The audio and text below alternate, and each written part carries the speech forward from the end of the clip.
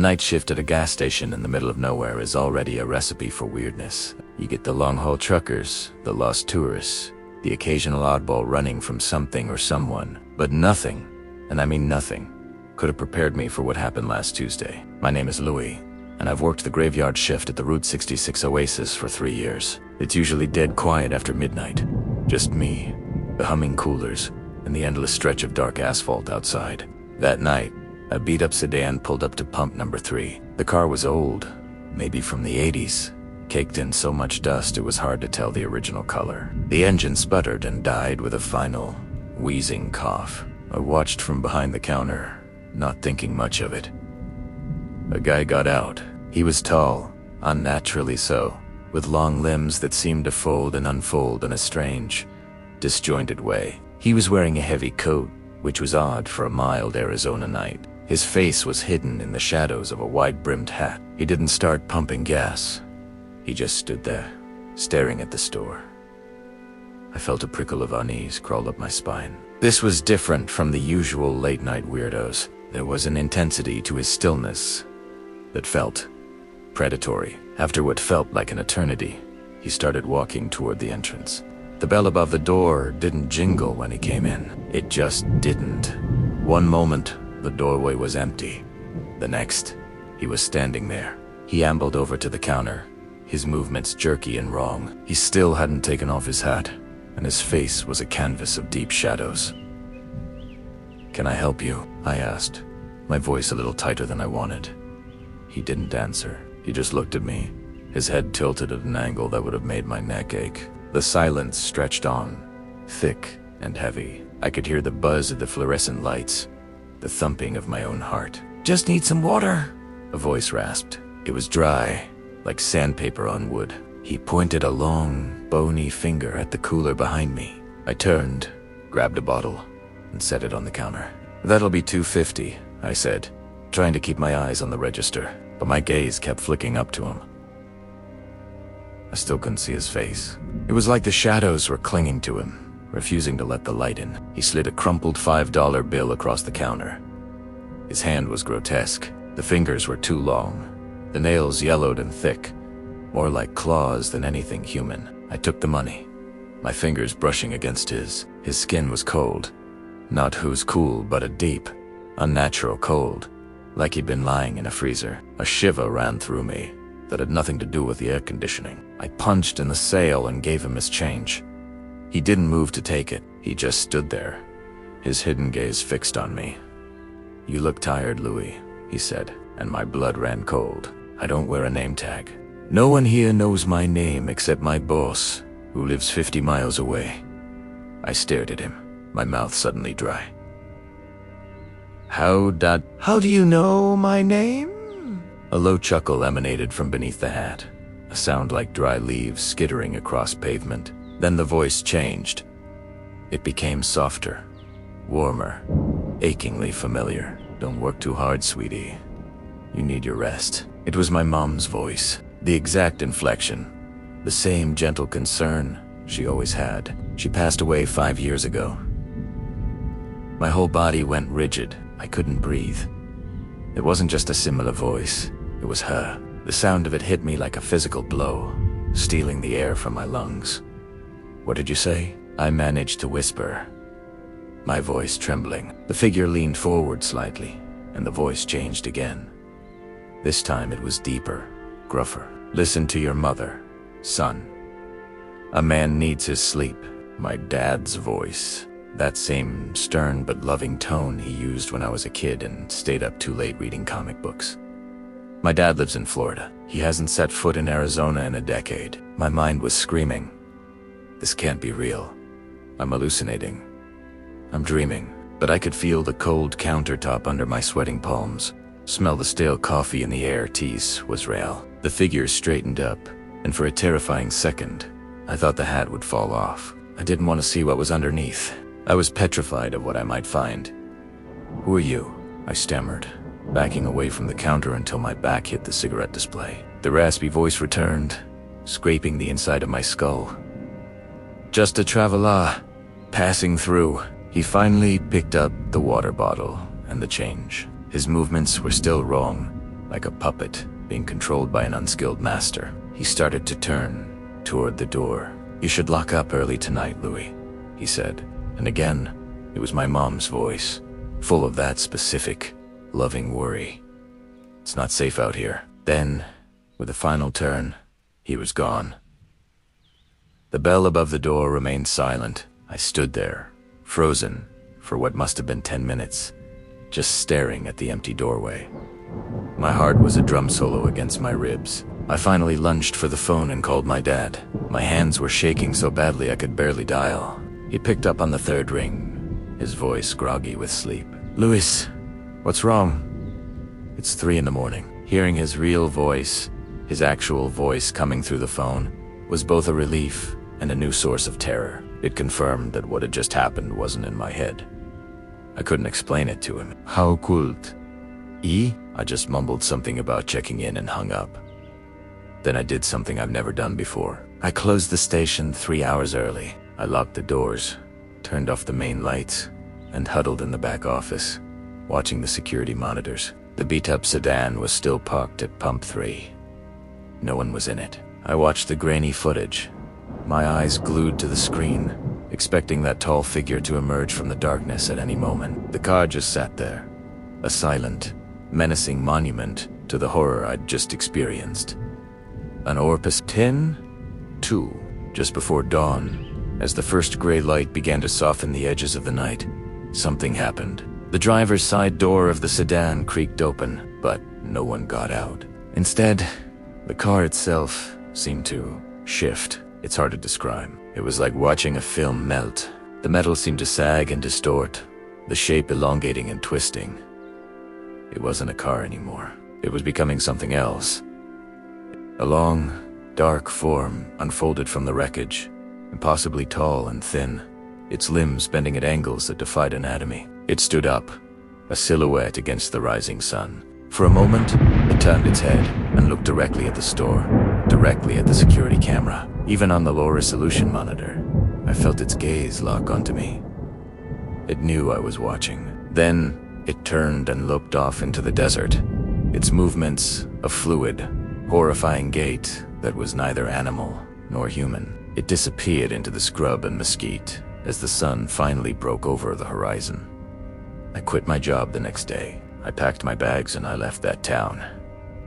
I don't know what that thing was. A skinwalker, a demon, something else entirely. All I know is that it wore my parents' voices like a coat, and it knew my name. Sometimes, when it's late and I'm alone, I think I can still hear it. A faint whisper on the edge of hearing. "You locuta, Louis." And the terror comes rushing back, as cold and real as that thing's touch. I don't think I'll ever truly feel safe in the quiet of the night again. Thanks for listening. If you enjoyed this story and want to hear more, make sure to hit that subscribe button. Stay safe out there. The desert has a way of playing tricks on your mind. The heat ushered the endless horizons. The silence. It can make you see things that aren't there. At least, that's what I used to tell myself.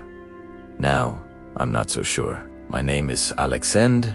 I'm a documentary filmmaker. Last spring, my friend Mark and I decided to shoot a short film about the stark beauty of the canyons out west. We wanted to capture the raw, untouched wilderness, the kind of place that feels like it belongs to another time. We found the perfect spot, a deep, winding canyon system hours from the nearest town. The rock formations were incredible, striped with layers of red and orange, like something from another planet. We spent the first day scouting locations, setting up our gear, and getting some incredible aerial shots with my drone. The air was still, the only sound, the faint whisper of the wind through the sagebrush. It was peaceful, almost eerily so. That evening, as the sun began to dip below the canyon rim, painting the sky in fiery colors, we saw him. A man, standing on a distant ridge, silhouetted against the setting sun. It was strange. We hadn't seen another soul all day. He was too far away to make out any details, but he was just standing there, watching us. Mark waved, but the figure didn't respond. He just stood motionless. "Weird," Mark muttered, lowering his hand. "Maybe a hiker got lost." We shouted, asking if he needed help, but our voices were swallowed by the vastness of the canyon. The figure remained silent, unmoving. A shiver I couldn't explain crawled down my spine. It felt less like we were seeing a lost hiker, and more like we were being observed. After a few more minutes, the figure turned and walked over the crest of the ridge, disappearing from sight. We shrugged it off, attributing it to the isolation getting to us, and went back to our camp. The next day, we were filming deep within a narrow section of the canyon. The walls were steep and close, making the sky a thin ribbon of blue above us. We were engrossed in our work, capturing the play of light and shadow on the ancient rock. Suddenly, Mark nudged me and pointed. There, sitting on a large boulder about 50 yards away, was the man from the ridge. This time, he was much closer. He was an older man, with leathery, sun-beaten skin and long, gray hair tied back. He wore simple, worn-out clothes, but it was his eyes that were the most unnerving. Even from a distance, they seemed incredibly dark and intense, and they were fixed directly on us. He didn't say anything. He just sat there, watching.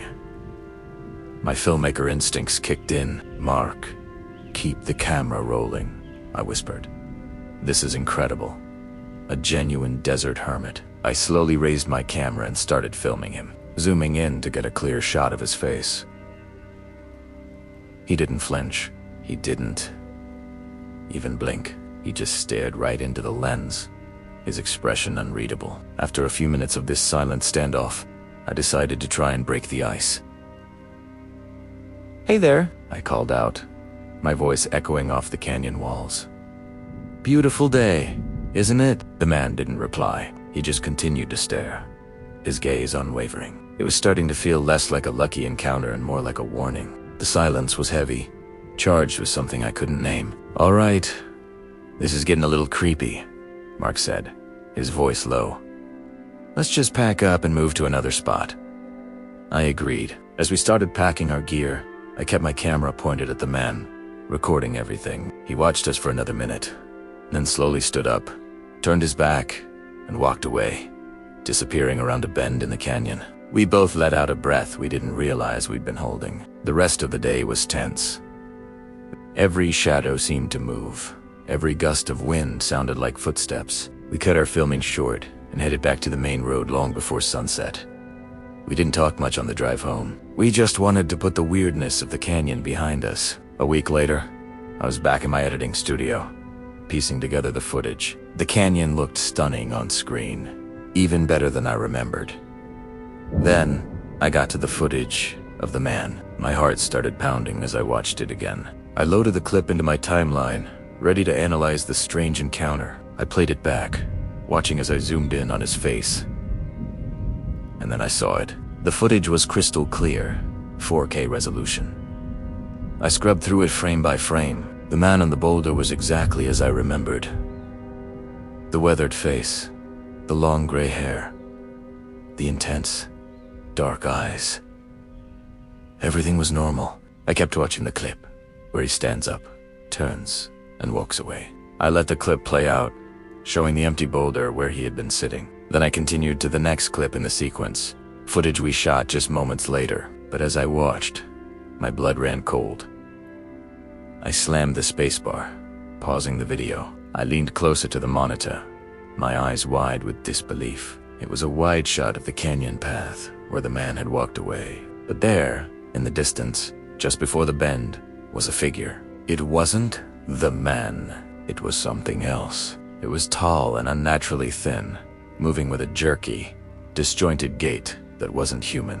Its limbs were too long, its proportions all wrong. It was hunched over, its shape distorted and shadowy against the bright canyon wall. It moved with a speed that defied logic, scurrying around the bend in a way that made my stomach churn. It wasn't walking, it was skittering, like some horrifying insect. I played it back again and again, frame by frame. The man gets up, turns, and walks. In the handful of seconds between him disappearing around the bend and us starting the next shot, something had changed. The man we saw, the man I filmed, was gone, and in his place was this thing. I felt a wave of nausea. We hadn't seen this When we were there, on location, our eyes had just seen an old man walk away.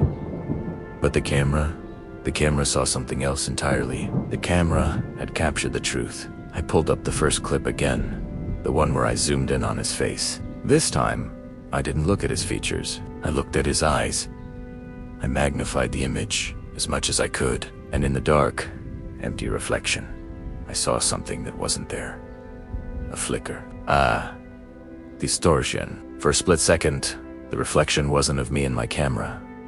It was of something hungry, something ancient and predatory.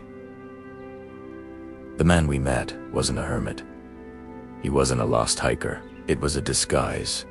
A mask worn by something else. Something that lives in those desolate places. The legends call them beings that can take the form of animals, or even people. They mimic and they hunt. We were being watched, not by a man, but by a predator sizing up its prey. It let us see what it wanted us to see. A harmless old man, but for a split second, its true form was caught on camera. That thing skittering around the corner. That was what was really there. That was what was watching us. I immediately called Mark and sent him the footage. He was silent for a long time after watching it. When he finally spoke, his voice was trembling. "Alex, what was that?" I didn't have an answer. I deleted all the footage. I tried to erase it from my memory, but I can't. Every time I close my eyes, I see it. The tall, thin figure with its jerky movements. The empty, predatory eyes of the old man. I haven't been back to the desert since.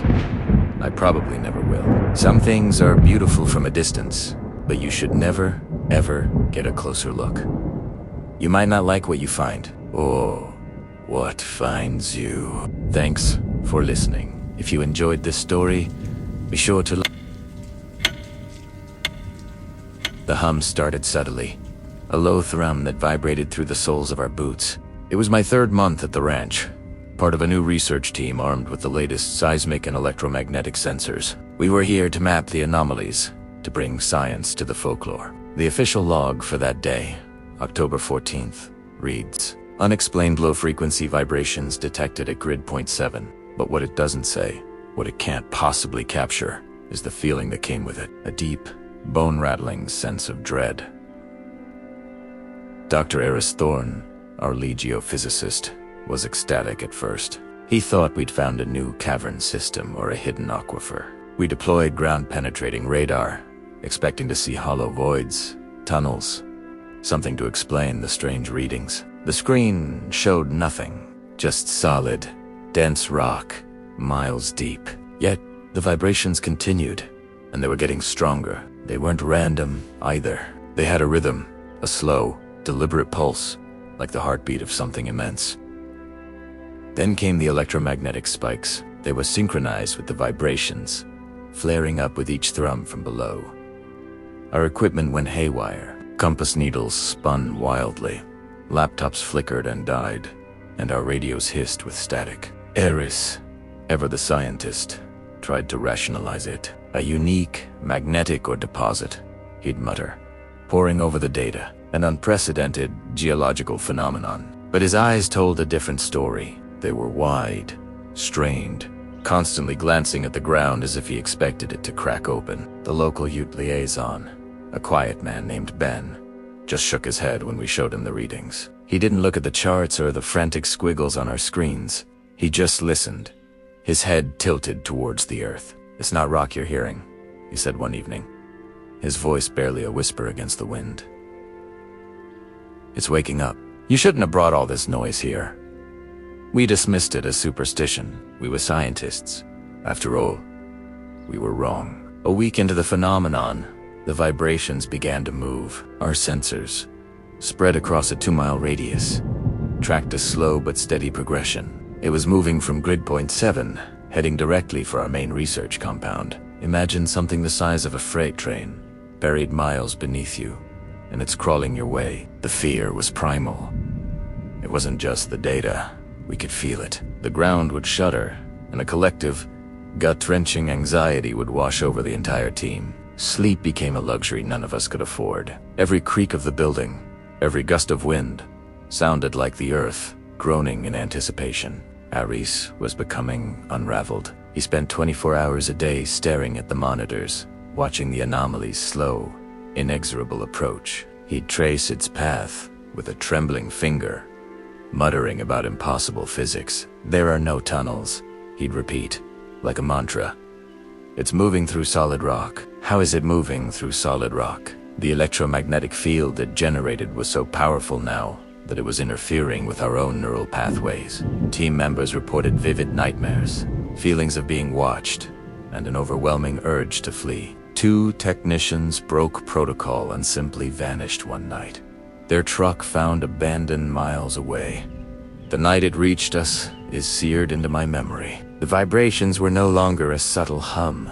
They were violent shudders that rattled our teeth. The lights flickered and died, plunging us into darkness lit only by the green glow of our emergency battery packs. The air grew thick, heavy with the smell of ozone and damp earth. And then the sound changed. The rhythmic thrumming stopped. It was replaced by a scraping, grinding noise that seemed to come from directly beneath our feet. A sound le close, impossibly large, dragging against stone. We were all huddled in the main lab, too terrified to speak. Aris was staring at a portable seismograph, his face a mask of pure horror. The needle was thrashing back and forth, off the charts. "It's right under us," he whispered, his voice cracking. It stopped. The scraping sound intensified, echoing up through the concrete floor. It was a searching sound, a scratching, questing noise that made the hair on my arms stand up. It was looking for a way out. Then came the mimicry. A faint voice echoed from the vents, distorted by static. It was one of the technicians who had fled. "Hello? Can anyone hear me? I'm lost. I'm so cold." Sarah, one of our junior researchers, started towards the door. "Mark, is that you?" I grabbed her arm, pulling her back. Ben had warned us about this. "It learns," he'd said. "It takes voices." The voice from the vents twisted, morphing into a perfect imitation of Sarah's mother. "Honey, it's me." "Let me in, sweetie. I'm here to take you home." Sarah broke down, sobbing, but none of us moved. We knew what was under us. It wasn't geological. The scraping stopped. A profound silence fell over the compound, more terrifying than the noise it replaced. We held our breath, listening. The only sound was our own frantic heartbeats. Minutes stretched into what felt like an eternity. Then, a new sound began. A soft, wet, tearing noise. It wasn't coming from below anymore. It was coming from the walls.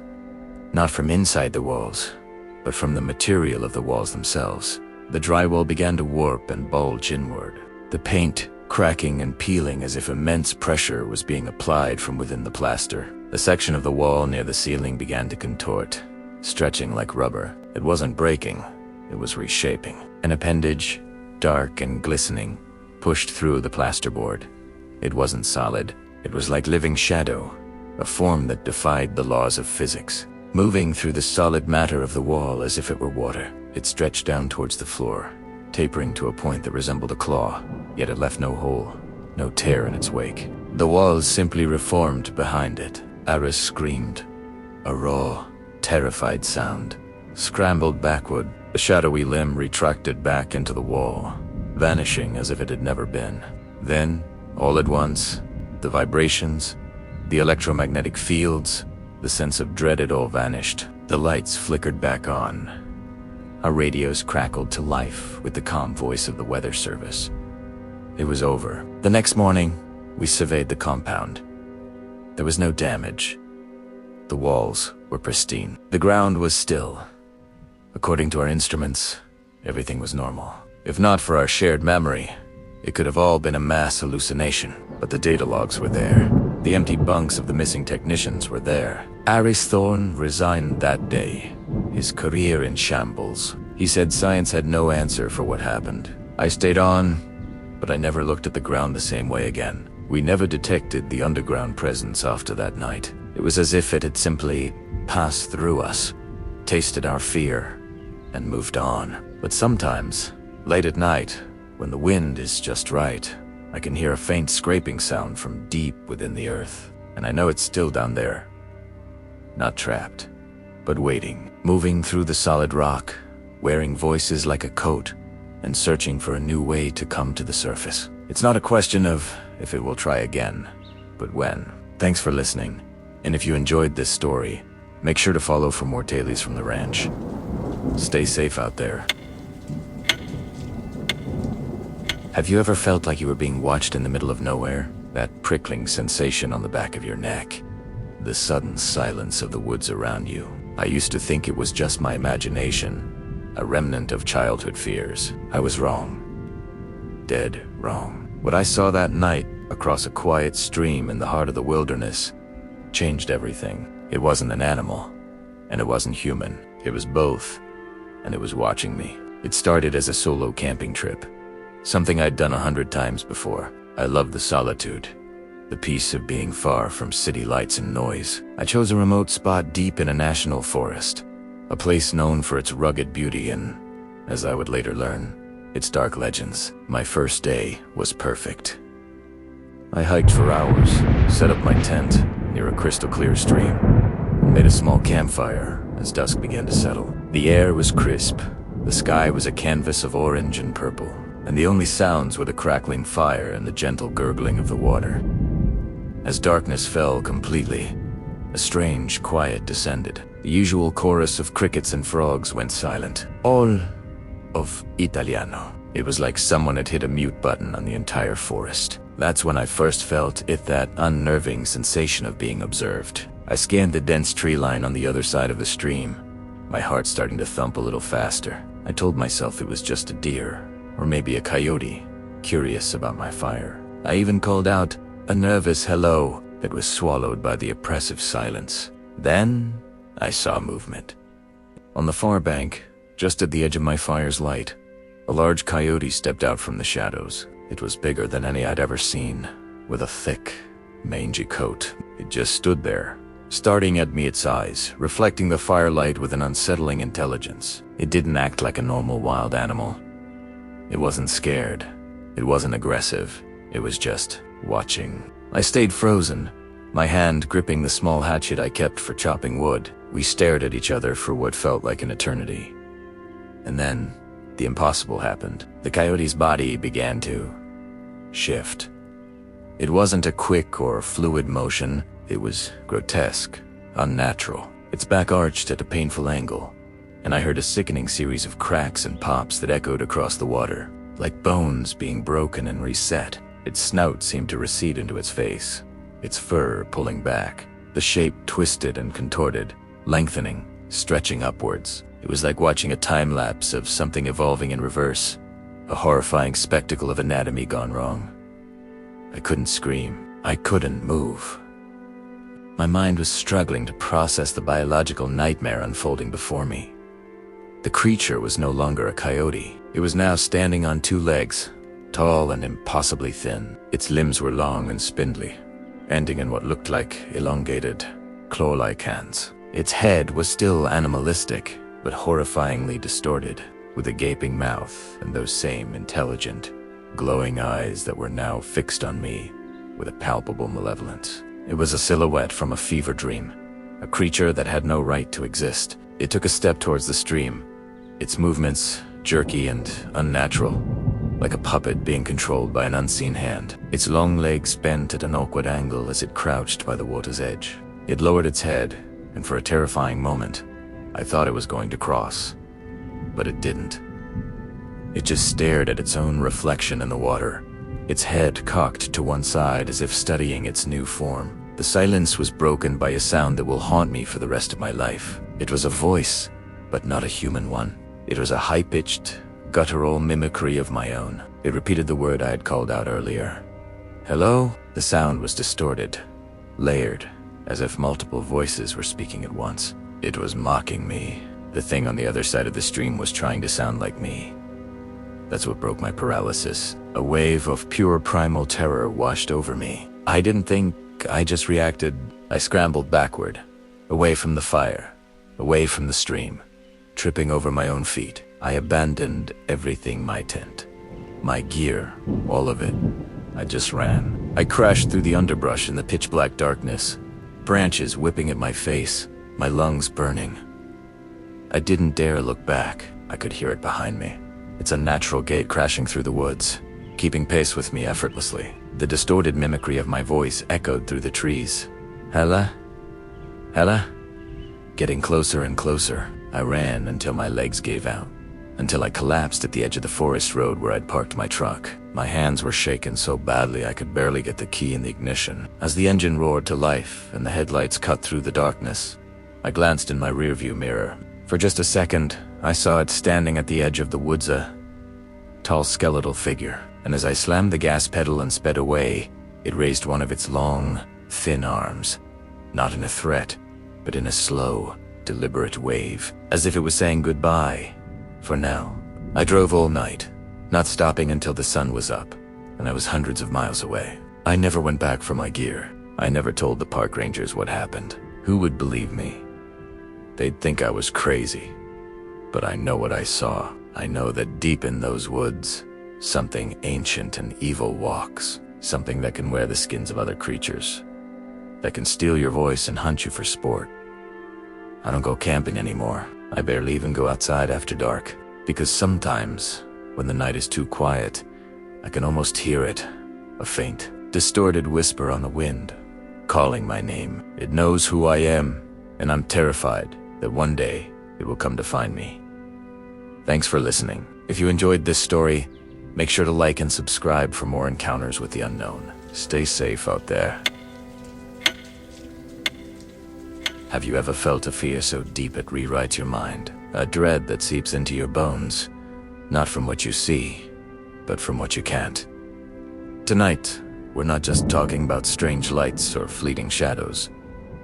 We re-delving into the most insidious horror of Skinwalker Ranch, the psychological warfare it wages on those who dare to stay too long. Our story begins with a team of 4 seasoned paranormal investigators. Let's call their lead investigator Alex. He was a skeptic, a man who built his career on debunking hoaxes. With him were Maya, a sensitive with a knack for picking up emotional residue. Ben, the tech guru, armed with every sensor imaginable. And Liam, the group's historian and documentarian. They arrived at the ranch on a crisp autumn afternoon, the sky a brilliant, cloudless blue. The air was still, silent, almost too silent. Their first few days were uneventful.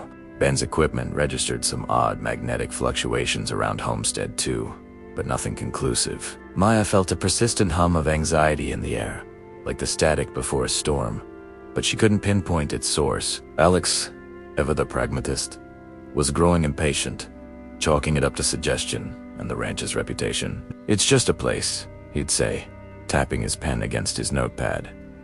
A place with a lot of stories. The shift began on the 5th night. It wasn't a sudden event. It was a slow, creeping rot. It started with Ben. He became obsessed with a low-frequency hum his parabolic microphone was picking up, a sound no one else could hear. He'd sit for hours, headphones clamped on, face pale, muttering about patterns in the static. He stopped eating. He barely slept. He claimed the sound was talking to him, not in words, but in feelings. It was showing him things, moments of deep, personal failure and regret, replayed on a loop in his mind's eye. Then came Liam, the historian, the man of facts and figures, began having crippling panic attacks. They'd come out of nowhere. One minute he'd be cataloging their findings, the next he'd be on the floor, gasping for air, his eyes wide with a terror he couldn't name. He described a feeling of being watched, not by a person, but by the land itself. He felt as if the rocks, the dry soil, the very air, held a malevolent intelligence that was judging him, peeling back the layers of his sanity one by one. He started seeing movements at the edge of his vision distortions, like heat haze that would twist into vaguely humanoid shapes before vanishing when he turned to look. Maya, the sensitive, was arguably the worst off. The ambient anxiety she'd felt had intensified into a crushing wave of despair. She'd burst into tears without reason, overwhelmed by a grief that wasn't hers. She said the ranch was a repository of pain, a place that fed on negative emotions. At night, she dreamed of whispers in a language she didn't understand, the voices ancient and guttural. She'd wake up, convinced something had been in the room with her, a cold presence that left the scent of ozone and dry earth in its wake. She started drawing the same symbol over and over in her notebook, a twisted, spiral-like shape with 3 points. She didn't know why. Alex tried to hold it all together. He was their leader, the rock. But even the rock was beginning to crack. He didn't hear voices or see shadows. His affliction was more subtle, more poisonous. Paranoia began to take root in his mind. He started to doubt his team.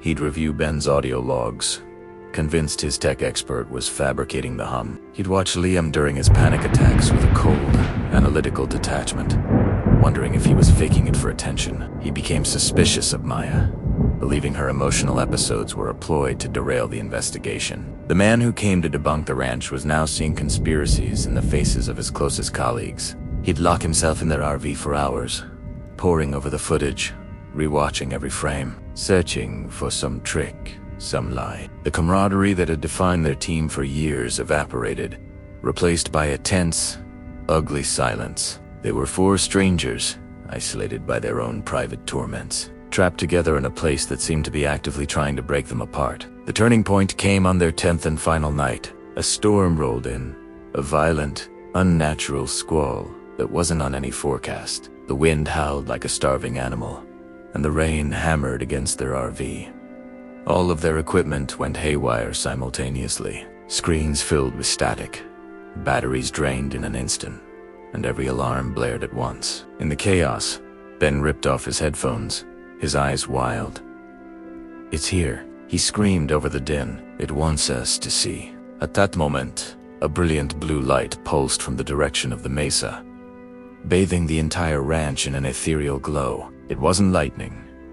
It was silent, cold, and utterly terrifying. In that flash of blue light, Alex saw it. For just a second, standing outside the RV's window, was a figure. It was tall, impossibly thin, and seemed to be made of shifting shadows and distorted limbs. It had no face, only a void. But Alex felt its gaze, an ancient, predatory intelligence that saw right through him, into the darkest corners of his soul. In that instant, understood, the ranch wasn't just haunted, it was a predator. And its prey wasn't your body, it was your mind. The light vanished, plunging them back into darkness and the cacophony of their failing equipment. The spell was broken. Liam was sobbing, huddled in a corner. Maya was chanting softly, her eyes shut tight. Ben was rocking back and forth, unresponsive. And Alex was frozen. The image of that faceless entity burned into his brain. He finally knew the true horror of Skinwalker Ranch. It doesn't need to touch you to destroy you. It just needs you to be there. It waits, it watches, and it slowly, patiently, unravels you from the inside out. They packed up in a frenzy as soon as the storm broke at dawn, not speaking a word. They left thousands of dollars of equipment behind. They just had to get away. They drove in silence for hours, each of them forever changed, carrying a piece of the ranch's oppressive darkness with them. Months later, they tried to debrief. Ben had to be hospitalized for acute psychosis. Liam developed a severe agoraphobia and refused to leave his house. Maya quit paranormal investigation entirely, seeking solace in a quiet, secluded life still haunted by nightmares of that 3-pointed spiral. And Alex the skeptic, he never published their findings. He couldn't. How do you document a feeling? How do you provide evidence for a fear that consumes your sanity? The greatest trick the entity of Skinwalker Ranch ever pulled wasn't appearing in a photograph. It was convincing the world, and even its most ardent investigators, that maybe, just maybe, it was all in their heads. Thanks for watching. If you've enjoyed this dive into the psychological terror of the ranch, be sure to hit that like button and subscribe for more unsettling tales. Stay safe out there, and never underestimate the power of a place that feels wrong. The sun was bleeding out across the horizon, painting the Arizona sky in shades of bruised purple and angry orange. I should have turned back. Every rational part of my brain screamed it, but the trail cam, the one I'd placed deep in the canyon just a week ago, held the promise of something incredible. Or so I thought. My name is Leo, and I'm a wildlife photographer. Or at least, I was. Now, I'm just a survivor. This part of the reservation is technically off-limits, but the stories of an unusually large, almost mythical coyote pack had been too tempting to ignore. I'd set up my best camera on a game trail that looked like a 4-lane highway for local fauna. My plan was simple: get in, swap the memory card, and get out before the last light vanished completely. Dusk, however, has a way of playing tricks on you out here. The shadows stretch and twist, turning familiar rock formations into monstrous figures. The wind whispers through the sagebrush, sounding unnervingly like a human voice.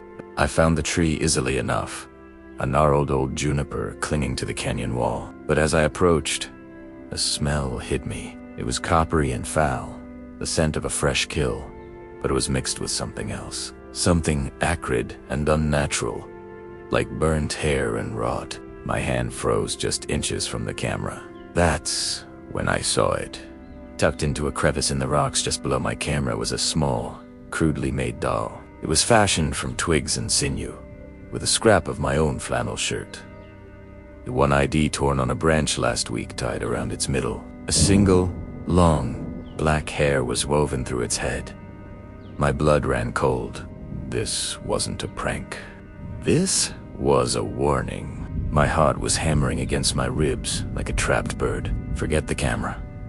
Forget the photos. I needed to leave. Now. I spun around, my boot slipping on the loose scree. That's when I heard the first sound. A click. Not from the rocks, but from somewhere in the brush, to my left. It sounded like a dry twig snapping, but it was followed by another, and then another. A rhythmic clicking that mimicked the sound of a Geiger counter. Click. Click. I fumbled for the heavy-duty flashlight on my belt, its beam cutting a nervous swath through the deepening gloom. The clicking stopped. The silence that followed was somehow worse, thick and suffocating. My light scanned the area, catching nothing but trembling leaves and ancient rock. I took a hesitant step back towards the path, then another. The sound came again, but this time it was different. It was a voice, my voice. Leaving so soon. It whispered from the darkness, a perfect, chilling mimicry of my own tone. I froze, every muscle in my body screaming. It couldn't be. I was alone. Did you like my gift? My own voice continued, laced with a sickening, playful malice. My flashlight beam shook violently as I swept it back and forth, desperate to find the source, and then the light landed on it. For a split second, my brain refused to process what it was seeing. It was a coyote, but it was wrong. Horribly wrong. It was standing on its hind legs, its form stretched and elongated, impossibly tall. Its forelimbs were too long, ending in what looked disturbingly like human hands with dirty, claw-like nails. But the eyes. The eyes were the worst part. They weren't the intelligent gold of a wild animal. They were sunken and filled with a hateful, ancient intelligence. And they were staring right at me. As my light hit it, the thing contorted. Its bones cracked and popped with a sickening wet sound, its body folding and unfolding like grotesque origami. It dropped onto all fours, but it didn't move like a coyote. It scurried, its limbs moving in an unnatural, disjointed way, like a spider. It darted behind a large boulder, and the clicking sound started again, faster this time, more frantic. I didn't scream. The sound was trapped in my throat, a solid lump of pure terror. I just ran. I scrambled up the loose rock of the canyon trail, not daring to look back. I could hear it behind me, not the sound of paws on dirt, but a skittering, scraping noise, punctuated by that horrible clicking, and the voice. It kept calling to me, sometimes in my own voice, sometimes in the pleading cry of a woman, then in the terrified whimper of a child. "Help me," it cried. It's so dark. Don't leave me here." It knew what it was doing. It was trying to make me hesitate, to make me turn around. Every instinct of human decency fought against my primal need to survive. My lungs burned. My legs felt like lead, but I didn't stop. I could hear it gaining on me. The scraping was louder, the clicking right at my heels. I risked a glance over my shoulder. The creature was loping along, its form shifting and blurring in the twilight. Sometimes a coyote, sometimes a man, sometimes something in between. Its head was craned at an impossible angle, and its jaw was unhinged in a silent, gaping scream. I burst out of the canyon mouth and onto the flat desert plain where I parked my truck. It felt like miles away, a tiny metal sanctuary under the vast, stardusted sky. I fumbled for my keys, my fingers clumsy and slick with sweat. The click of the unlock button was the loudest sound in the world. I threw myself inside, slammed the door, and locked Italiano. My hands shook so badly it took 3 tries to get the key in the ignition. The engine roared to life. I slammed the truck into drive and stomped on the gas, fishtailing in the dirt before the tires found purchase. In my rearview mirror, illuminated by the red glow of my taillights, it stood at the edge of the trail. It was on 2 legs again, a tall, skeletal silhouette against the night. It slowly raised one of its long, thin arms and waved. Not a friendly wave, but a slow, deliberate gesture. A promise. Then, it opened its mouth, and a sound came out that wasn't a mimicry, but its own true voice. It was a high-pitched, chattering shriek that vibrated through the truck-est frame and seemed to tear at the very fabric of my sanity. I drove all night, not stopping until the sun was high in the sky and I was hundreds of miles away. I never went back for the camera. I don't want to know what images are on that memory card. Sometimes, late at night, when the wind howls just right, I think I can hear it. That clicking sound. And sometimes, in the darkest moments before sleep, I hear my own voice whispering from the shadows, asking if I liked its gift. I left a part of my soul in that canyon, and I know, with a certainty that chills me to my core, that one day it will come to collect the rest. Thank you so much for listening to my story tonight. If you felt that chill run down your spine, don't forget to hit that like button and subscribe for more tales from the shadows. Stay safe out there, and always, always trust your gut. Good night. My first season on Search and Rescue was mostly uneventful. A few lost hikers, a couple of kids who wandered too far from their campsite standard stuff. But the call we got in late October, just as the leaves were turning to fire and the air grew a sharp, biting edge, changed everything. A young man named Ethan had gone missing near the old Blackstone River. He'd been kayaking, and his overturned vessel was found snagged on a fallen log. But Ethan was nowhere to be seen. We set up a command post near the riverbank as dusk began to bleed into the sky. The team was experienced, a mix of seasoned veterans and eager rookies like myself. The plan was simple. Sweep the riverbanks downstream, calling out his name. The sun dipped below the horizon, and the forest plunged into a deep, inky blackness that our headlamps could only partially pierce. The air grew cold, carrying the damp, earthy smell of the river and something else, something ancient and unsettling. That's when we heard it for the first time. A faint cry, carried on the wind. Over Ere! The voice was strained, weak, but unmistakably human. It came from downstream, deeper into the tangled woods that hugged the river. A jolt of adrenaline shot through me. Did you hear that? I asked my partner, a grizzled veteran named Dave. He nodded, his face green. Sounds like our guy. Let's move. We radioed it in, and the whole team started pushing through the dense underbrush. Toward the sound, the terrain was brutal. Thorny bushes tore at our clothes, and unseen roots seemed to grab at our ankles. We kept calling out, "Ethan, keep yelling, we're coming." And he did. "Over here. Hurry." His voice seemed to get stronger, closer. We were maybe 100 yards from the river, fighting our way through a thicket of older trees, when another call echoed through the night, this time from a completely different direction. It was the same voice, the same desperate plea, but this one came from our left, back towards the river we had just left. I froze. my blood running cold. Dave stopped beside me, his headlamp beam cutting a frantic path through the darkness. "What was that?" I whispered, my heart pounding against my ribs. He didn't answer. He just held up a hand, listening. Then it happened again. "Hurry! I'm over here." From the woods in front of us, almost immediately followed by, "Over here. Help me." From the riverbank behind us. They were identical. The same pitch, the same desperation. It was like an echo, but it wasn't an echo. It was two distinct points of origin.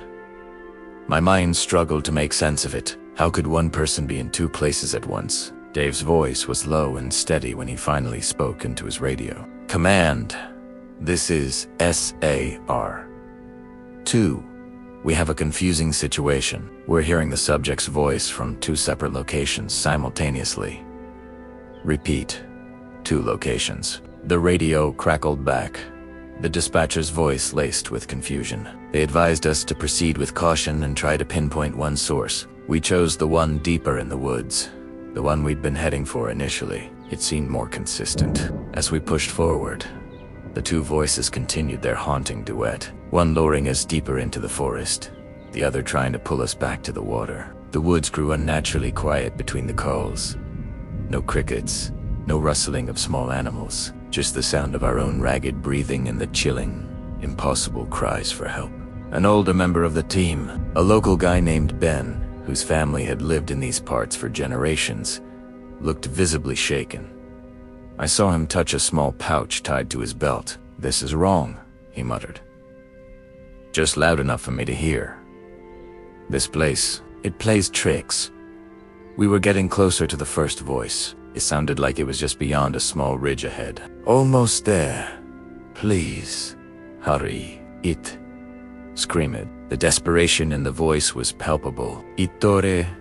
Adju made you want to run headlong into the darkness to help. But as we crested the ridge, our headlamps illuminated a small, empty clearing. There was nothing there, just mud, leaves, and the gnarled trunks of ancient trees. The voice, which had sounded so close moments before, now screamed from right behind us. We all spun around, our beams of light crisscrossing in a panic. The second voice, the one from the river, was now deafeningly loud. "Over here!" it bellowed, a raw, guttural sound that was no longer just a cry for help. It was a command, it was a lure, and it was coming from a spot on the riverbank we had passed not 10 minutes ago. Dave made the call. "All teams, fall back to the command post. Now, we're pulling out."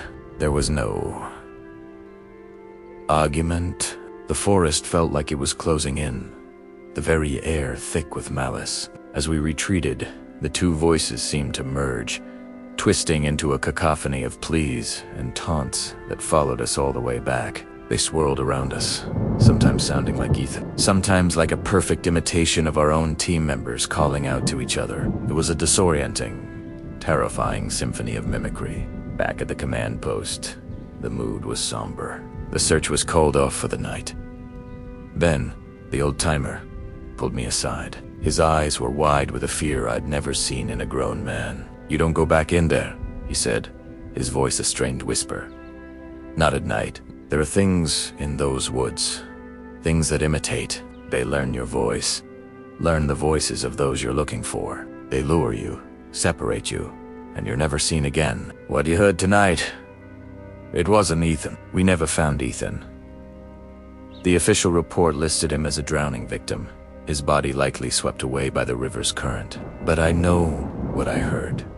I know the chilling, perfect mimicry of a human voice, calling from two places at once. Sometimes, late at night, I can still hear it in my head, that desperate cry of "over here," and I couldn't help but wonder what would have happened if we had reached the clearing just a few seconds earlier, or if one of us had been foolish enough to follow the second voice back to the river.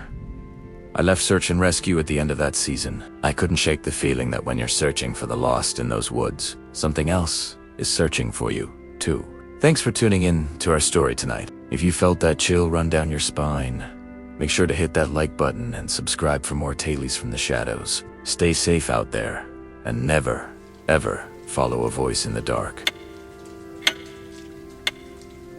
Have you ever felt a chill crawl up your spine? That primal feeling of being watched when you're sure you're alone. For David, a wedding photographer, that feeling became a terrifying reality. He was packing up his gear late one night, deep in the woods, after a beautiful, rustic wedding. The string lights still twinkled, casting long, dancing shadows among the pines. The last of the guests had departed hours ago, leaving behind only the echo of laughter and the scent of pine and champagne. David was humming to himself, reviewing the day's shots on a small camera screen. The bride and groom, silhouetted against the sunset. The joyous tears of the bride's mother. The flower girl, fast asleep under a table. He smiled. It had been a perfect day. Then, he got to the last group photo, the one taken just as the evening festivities were wrapping up. He zoomed in, counting the familiar faces of the wedding party. 1, 2, 3, ... 10, ... 11. He paused, his heart skipping a beat. There were only supposed to be 10 people in that photo. He counted again. Definitely 11. The 11th figure stood at the far edge of the group, almost swallowed by the encroaching shadows of the forest. It was tall, unnaturally so, with limbs that seemed just a little too long, a little too thin. Its face was a blur, obscured by the dim light, but David could make out 2 points of light that seemed to reflect the camera flash like an animal's eyes. A strange, cold dread washed over him. Maybe it was a guest he'd forgotten, someone who had slipped in late, but he'd been there all day. He knew every face. He didn't know this one. He tried to shrug it off. A trick of the light, a smudge on the lens. He packed his camera away, telling himself it was just fatigue playing tricks on his mind. As he zipped up his final bag, a sound cut through the silence of the woods. A twig snapping, loudly. Close by, David froze, every muscle in his body tensing. He slowly turned his head, scanning the dark tree line. The moon was hidden behind a thick blanket of clouds, and the forest was a wall of blackness. "Hello?" He cut it out, his voice sounding small and weak in the vast emptiness. "Is anyone there?" Only the whisper of the wind through the pines answered him. He told himself it was just a deer or a raccoon. Nothing to worry about. He grabbed his bags and started walking briskly toward the dirt path that led back to the parking lot, his footsteps crunching loudly on the gravel. But then he heard it again, another footstep, mirroring his own. Crunch. He stopped. The sound stopped. Crunch. He took another step. Crunch. The echo followed, perfectly in sync. It wasn't an echo. Someone, or something, was following him. Panic began to claw its way up his throat. He started walking faster, his heart pounding against his ribs like a trapped bird. He didn't dare look back. He could feel eyes on him, a heavy, malevolent stare that made the hair on his arms stand on end. The path seemed to stretch on forever. The faint glow of the parking lot lights felt a million miles away. He risked a quick glance over his shoulder. In the deep gloom, he saw a silhouette detach itself from the trees. It was the same figure from the photograph. Tall, gaunt, and moving with a strange, jerky gait that was utterly inhuman. It wasn't walking. It was loping its long arms, swinging almost to its knees. And it was closing the distance. Fast! Davy broke into a full sprint. His lungs burned. His legs screamed in protest, but raw terror propelled him forward. The sounds behind him changed. The crunching footsteps were replaced by a skittering, scratching sound, like claws on stone. And then, a voice, a grotesque mimicry of the bride's, echoed through the trees. "Don't leave so soon," it gurgled, a wet, horrible sound. The party's just getting started. He saw his car, a blessed silhouette against the dim lights. He fumbled for his keys, his hands shaking so violently he could barely fit the key in the lock. The scratching was closer now, right behind him. He could smell it, a foul, coppery scent of damp earth and something rotten. He didn't look.